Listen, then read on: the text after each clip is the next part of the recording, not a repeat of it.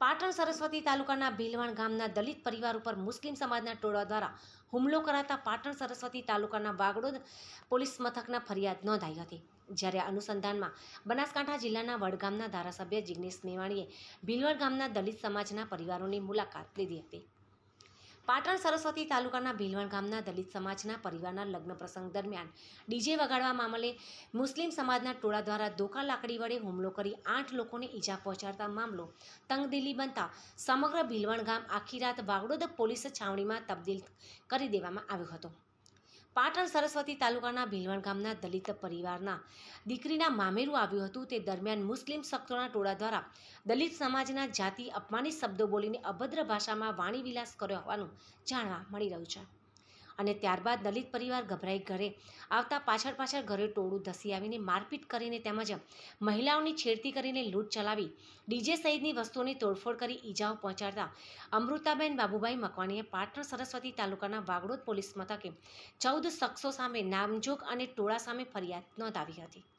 જ્યારે સમગ્ર ઘટનાના અનુસંધાને બનાસકાંઠા જિલ્લાના વડગામના ધારાસભ્ય જિગ્નેશ મેવાણીએ દલિત પરિવારની મુલાકાત લીધી હતી અને જિગ્નેશ મેવાણીએ જણાવ્યું હતું કે કોઈનો લગ્ન પ્રસંગ ઉજાડવો, કોઈના લગ્ન પ્રસંગના સામાન અને અનાજને ફેંદી નાખવું, તહેસ રહેસ કરવું એ યોગ્ય કહેવાય નહીં। એક ટોળું નાનકડા દલિત મહોલ્લામાં ઘૂસી હાથમાં હથિયારો લઈને તોડફોડ કરે એ કોઈપણ સંજોગોમાં ચાલે નહીં, તે અયોગ્ય જ કહેવાય। હું ગામના તમામ લોકોને અપીલ કરું છું, કોમ એકતાનો પ્રયત્ન કરવો જોઈએ, બંધારણને હાથમાં લેવું જોઈએ નહીં। પોલીસે હાલ પૂરતી યોગ્ય કામગીરી કરી છે।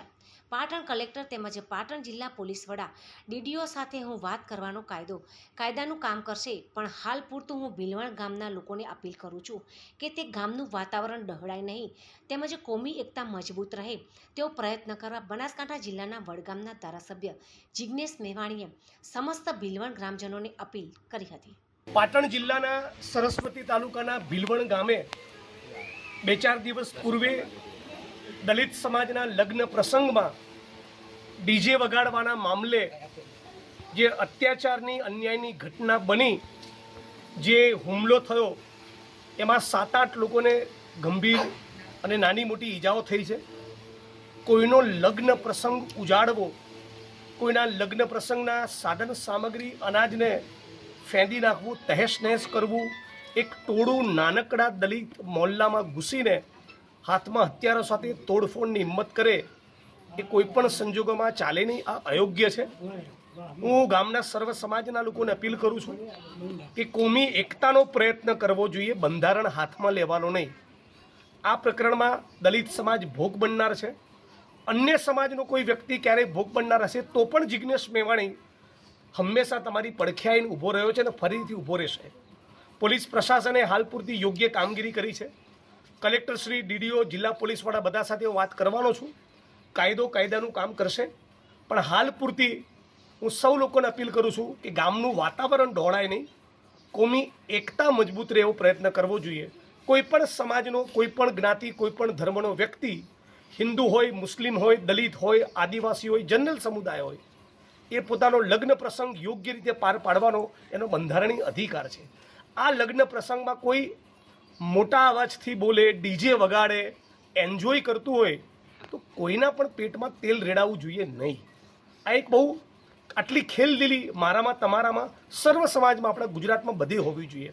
દલિત સમાજના અનેક લોકો વરઘોડો કાઢતા હોય તો ઘોડા પરથી ચડવા ના દે, લાંબી મૂછ રાખવા ના દે, આ ગામમાં જેમ ભીલવણમાં ડીજેથી તકલીફ પડી, આ બધા અસ્પૃશ્યતાના દ્રષ્ટાંતો છે।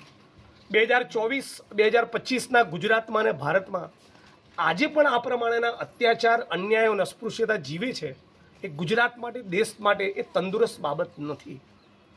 દરેક વખતે આવી ઘટનાઓમાં જિગ્નેશભાઈએ જવું પડે તો સવાલ થાય છે, આપણા સમાજ કલ્યાણ મંત્રી ક્યાં છે?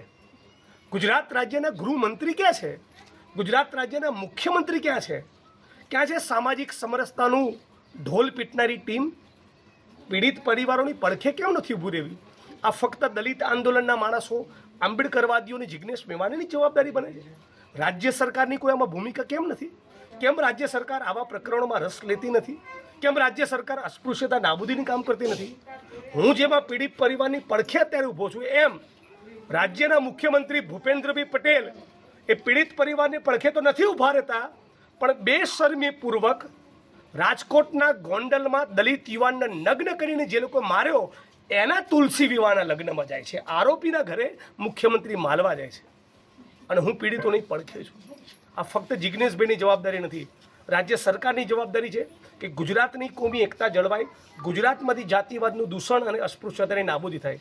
આપણે બધા સાથે મળીને એ દિશામાં પ્રવૃત્ત થઈએ તો મને લાગે છે કે પક્ષ વિપક્ષ પોલીસ પ્રશાસન બધા એ જે સંવિધાન દિવસની ઉજવણી કરતા છે તો જે સાચા અર્થમાં સાકાર થઈ કહેવાય.